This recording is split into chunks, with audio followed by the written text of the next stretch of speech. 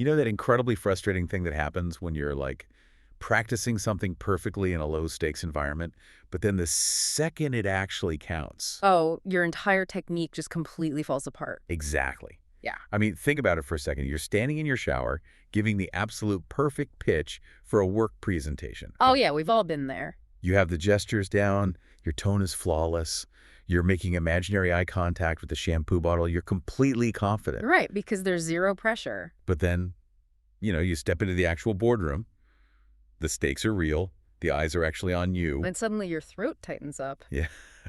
You start speaking twice as fast, you forget your key points, and the whole presentation just kind of crumbles. It's a classic fight or flight response. It is. But what's really fascinating is that this exact same psychological and physical breakdown happens every single day to millions of people out on the golf course. Oh, absolutely. The environment changes, the pressure spikes, and the human nervous system just, completely overwrites the script we just rehearsed. We just abandon smooth, controlled motions and default to something totally frantic. We really do. And today, we're taking a deep dive into exactly why that happens. We've got this incredible source material from Henrik Jentsch. Yeah, the head of the Golf Academy, 360 degrees. Right, which is powered by AI Golf Chat. And he kicks things off by setting a really clear stage for us. Basically, we're getting the combined insight of two PGA professionals with decades of experience teaching and analyzing the swing. Decades of experience at all levels of the game, which is crucial here. Exactly. And their mission in this deep dive is to uncover the root cause behind this catastrophic mechanical breakdown that plagues almost everyone who picks up a club. Yeah, it's a very specific, very frustrating flaw. It really is. I mean, get this statistic. Right now, about 85% of golfers suffer from the exact same devastating swing flaw. They're doing what's known as coming over the top. 85%. I mean, that is a staggering majority when you're talking about a global sport. It's wild. Henrik notes that when players arrive at their academy, they measure the club path right out of the gate using their 3D motion capture tech. Right. They get the hard data immediately. And they're seeing players coming in at 8 degrees, sometimes even like 12 degrees over the top. Which is massive. Yeah, for anyone listening who knows the mechanics, we're talking about a radically negative angle of attack, massive spin loft, and a club path that is just severely wiping across the golf. It's a recipe for disaster. So going back to that boardroom presentation where you freeze up when it matters, why does the mere presence of a stationary, totally harmless little white ball cause such a massive failure in a golfer's kinematic sequence? Well, to really understand that, we have to look at the evolutionary psychology of human movement. Okay, evolutionary psychology. Yeah, because this isn't just about, bad hand-eye coordination. It's actually this violent collision of biomechanics and basic human survival instincts. Wait, survival instincts from hitting a golf ball?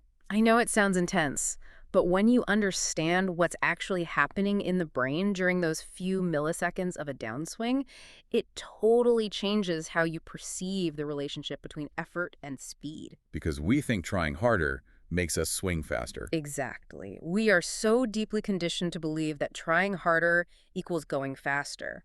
But in a rotational sport, that instinct is actually your biggest enemy. Let's talk about Henrik's observation regarding the practice swing illusion, because this gets right to the heart of that psychological shift. Oh, the practice swing illusion is fascinating. Right, because when there's no ball sitting on the grass, a golfer will take a practice swing at a moderate, controlled speed. Because there's no target to hit, so there's no anxiety. Exactly. The club naturally falls into an efficient position, dropping down into the slot, and the kinematic sequence, like the pelvis, the torso, the arms, the club, it actually fires in the correct order. But the moment the ball is introduced, the brain just completely shifts gears, urgency spikes. Yeah, the player's no longer making a swinging motion. Right, they're trying to strike an object. And as humans, our instinct to strike something with power is entirely upper body dominant. Okay, so like chopping wood. Exactly like chopping wood with an axe or throwing a punch. Your brain says, target identified, apply maximum force. And it just goes for it. Right. It immediately recruits the shoulders, the chest, and the arms to do the job. And that evolutionary instinct completely overrides the much more subtle, lower body-driven sequence you actually need for a golf swing. Wait, I got to push back on that for a second. Sure. Shouldn't the intent to actually hit the ball make the swing more athletic? You would think so, right? Yeah, I mean, if I have a target, my brain says, all right, let's fire the fast twitch muscles, let's generate some real power. Why does the body just decide to betray itself the second it has a goal? Because the body totally misunderstands the sequence of power in a rotational system. I mean, Well, you're trying to be athletic, sure, but you're applying that athleticism at the exact wrong moment. The urge to hit the ball makes the golfer impatient. They want to apply maximum force immediately. So right at the top of the backswing, instead of letting gravity and lower body weight transfer, initiate the transition. they just fire the upper body right away. Exactly. The torso spins far too early. And when the upper body spins that early, it kicks the hands and the club violently outward, away from the body. Which is that over-the-top motion. Right. That's what forces the club to cut across the ball from the outside to the inside. It's an inefficient, glancing blow. But what really blows my mind is that Henrik specifically notes this isn't a lack of talent. No, not at all. He points out that you're literally fighting a law of physics here. What exactly is the body fighting that makes this flaw so universal for, like, 85% of players? You're fighting centrifugal force. Centrifugal force. Okay, here's where it gets really interesting. It does. So to visualize this for everyone listening, think about those heavy metal playground merry-go-rounds we used to play on as kids. Oh, yeah, the really dangerous ones. Exactly. If you're standing on that merry-go-round and someone's spinning it slowly, it's pretty easy to stand right in the center. You don't have to hold on very tight at all. Right. But the faster that thing spins, the harder you get thrown outward toward the edge. You have to fight with all your strength just to maintain your center of gravity. No, that is a perfect analogy. What's fascinating here is that the golf swing is exactly the same thing. So the torso is the center of the merry-go-round. Yep. And the arms and club are the kids getting thrown to the outside edge. Exactly. The faster a golfer tries to rotate from the very top of the swing, the stronger that outward throw of centrifugal force becomes. So they're doomed from the start. Pretty much. If you spin your upper body as hard as you can from the top, physics demands that your hands orbit outward, away from your center of mass. The golfer is unknowingly fighting a physical law, and, well, physics always wins. Physics is undefeated, which perfectly explains this incredible quote from the source material. Henrik drops this golden nugget from a legendary major champion. Oh, this is a great point. Yeah, this champion said that the hands can almost never be too close to the body during the swing. Right, never too close. The moment the hands drift away from the torso, your stability is just destroyed. If they stay close and underneath the shoulder, the arms and the club can work on a consistent, efficient plane. Exactly. But once that centrifugal force throws those hands away from your chest, the swing is basically over before it even reaches the ball. It's a complete trap. I mean, think about it. The harder you try to hit the ball from the top, the faster your upper body spins. Right. And the faster you spin early, the harder centrifugal force throws your hands away from your body. Which ruins the strike. Yes. The further your hands get from your core, the weaker and more inefficient the strike becomes. Your effort is actively sabotaging your result. Okay, so how do the professionals handle this? Because if you watch tour-level players, even the older pros who are still generating like 120-mile-per-hour club head speeds, they're swinging out of their shoes. Oh, they are incredibly aggressive. Right. But they aren't getting thrown off balance by this force. Their hands aren't flying outward. Because they don't just hope to avoid centrifugal force. They anticipate it, they plan for it, and most importantly, they train against it. They train to manage the merry-go-round. Exactly. They understand the brutal truth of the physics. If you spin fast, things want to fly outward, so they delay the spin. And the baseline for managing that delay, which is a really cool visual Henrik provides, starts at the setup. The setup is everything here. He points out that keeping the hands underneath isn't just some vague coaching cliche. It's a measurable physical baseline. It really is. If you stand at setup and just let your lead arm hang down naturally, it hangs completely vertically, like straight down from the shoulder socket. Right, dictated by gravity. And that vertical relationship is your baseline. During the transition from the backswing to the downswing, the hands must return to that exact same vertical zone, incredibly close to the body, before any outward rotation is allowed to happen. The professionals know that outward motion is going to happen eventually. It's inevitable when you're moving a club head at those speeds. Right, you can't stop physics. But they refuse to allow it to happen from the top of the swing. They keep their hands close, they let them drop into that vertical slot underneath the lead shoulder, and they wait. They literally wait. Yes, they literally delay the rotational explosion until the hands are in position. Wait, I'm struggling with this part. If I'm standing over the ball, and I'm actively trying to keep my hands glued to my side, and I'm purposely delaying my body's rotation, Yeah. how on earth do I generate speed? That feels like trying to run a sprint while wearing a straitjacket. Doesn't putting a governor on my rotation kill my club speed? It definitely feels that way to the 85% of golfers doing it wrong. Okay, fair point. But here's the ultimate irony of the amateur swing, and perhaps the most counterintuitive point in Henrik's entire breakdown. Lay it on me. Amateurs who fire their muscles as hard as they can from the top of the swing actually have to hit the brakes and physically decelerate at impact just to find the golf ball. Wait, what? Yeah. They're decelerating Yeah. while trying to hit the ball as hard as possible. Yes, their nervous system forces them to. That is wild. Because they threw all their energy out so early, the club has swung so far off its intended plane way outward and away from them. The merry-go-round effect. Exactly. And their proprioception, their brain's awareness of where the body is in space, subconsciously realizes, uh-oh, the club head is way out there, we're going to miss the ball entirely. So the brain panics. It hits the emergency brakes, it stalls the rotation of the pelvis and torso, and it tries to flip the hands at the very last millisecond just to make contact. Wow. So all that aggressive effort at the top results in a slow, stalling, glancing strike at the bottom. So they're literally spending all their physiological money before they even get to the store. That is a perfect way to put it. That's why the concept of smash factor is so crucial here. Right. Henrik mentions that. Smash factor is the ratio of ball speed to club head speed. It's the pure measurement of energy transfer efficiency. Okay. If you're slamming on the brakes and flipping your hands to save the shot, your smash factor just plummets.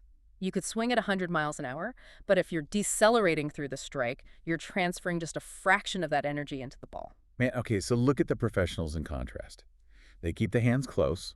They maintain that vertical structure from the setup. They're incredibly patient from the top. Extremely patient. They wait until the hands have dropped and the shaft of the club is roughly parallel to the ground. And then, and only then, do they turn on the jets and unleash the rotation. Right. Because they waited, the centrifugal force happens exactly when they want it to, right at the point of impact. They're building speed through the strike. Yes, accelerating at the exact moment the club meets the ball, which creates a massive smash factor. That sequence of speed changes everything. It's not about how much effort you have, it's about exactly when you deploy it. Which is such a hard lesson for people to learn. Right, so how do we actually fix this? Because we're talking about rewiring a brain that is absolutely screaming at us to hit the ball with our upper body from the very first millisecond. It's tough. How do you override an evolutionary instinct? Well, Henrik provides a very specific practical solution that they use at the Academy. It's called the pump rehearsal. Pump rehearsal. And it's designed to physically and neurologically overwrite that top-of-swing panic impulse. Right, the pump drill. So instead of just stepping up and whacking it, you take your setup, you swing to the top, and then you rehearse just the very first part of the downswing. Exactly. Just the transition. You physically practice dropping the arms straight down into that vertical close position while keeping your back to the target. You just pump the arms down once, maybe twice. You're forcing your brain to feel what it's like to separate the vertical drop of the arms from the horizontal rotation of the torso. And then, after you felt that drop, you swing through and accelerate at the bottom. Yes. You're actively building a new motor engram. You're myelinating a new neural pathway. I love that. By doing the pump drill, it isolates the exact moment of failure for most golfers and teaches the central nervous system what it feels like to not spin early. You start to feel the lats engaging to pull the arms down, rather than the shoulders just spitting out. It trains the player to preserve their structural integrity and basically resist the centrifugal hijack. You know, it sounds almost exactly like drawing back a heavy bowstring. Oh, that's a great comparison. If you've ever shot a bow and arrow, you know you don't just yank the string back as fast as you can and wildly let go in one frantic motion. No, you'd miss the target entirely. Right. If you do that, your mechanics fall apart and the arrow just flops onto the ground. Yeah. You have to be deliberate. Very deliberate. You draw it back smoothly. You establish your skeletal structure. You find your anchor point. You pause for a split second to confirm everything is aligned against the tension. And then the energy is released. You're storing the power and releasing it with absolute precision. Exactly where it needs to be. And, you know, the benefits of this pump rehearsal, this bowstring approach, go far beyond just fixing the mechanical plane of the golf swing. Oh, really? Yeah. I mean, yes, you're going to get a neutral club path. Yes, your smash factor with the driver will skyrocket because you aren't decelerating anymore. Which we all want. Of course. And yes, you'll stop living in that high spin, outside in slice pattern. But the deepest fix here is actually psychological. Wait, how does a mechanical drill fix the psychology of the swing? Well, think about the anxiety we talked about at the very beginning. That boardroom freeze where your heart rate spikes and you forget your presentation. Right. The reason a golfer stands over the ball and feels anxiety is because deep down, their nervous system knows they don't have control.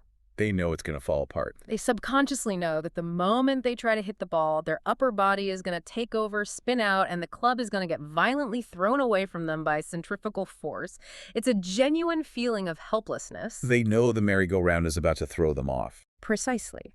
But when you master this tempo change through the pump rehearsal, when you learn to control that outward force and remain patient in the transition, You remove the anxiety. you remove the neurological anxiety completely, you no longer fear that your real swing will betray your practice swing because you've finally aligned your intention with the actual laws of physics. That makes so much sense. You're dictating the terms to the centrifugal force rather than letting it dictate the terms to you. You're finally in control of the ride. Exactly. So to bring this all together for you listening today, if you want to overcome a flawed system, whether we're talking about your golf swing or really any high-pressure task where your technique tends to abandon you, it requires a few fundamental shifts. And they're crucial shifts. First, you have to understand the invisible forces at play. You can't fight science, you know. You have to work with it. Right. Second, you must maintain absolute patience in the transition. The urge to rush, the urge to panic and apply upper body force early is your biggest enemy. The enemy of speed is early effort. Exactly. And finally, you have to save your maximum effort for the point of maximum leverage. You don't win the race in the first step. You win it by accelerating exactly when it matters most. It's a complete paradigm shift from effort-based movement to sequence-based movement. And a quick note, if this kind of structural biomechanical breakdown is exactly what you've been looking for to fix your game, you can get this kind of performance-changing coaching every single day. It's really invaluable stuff. It is.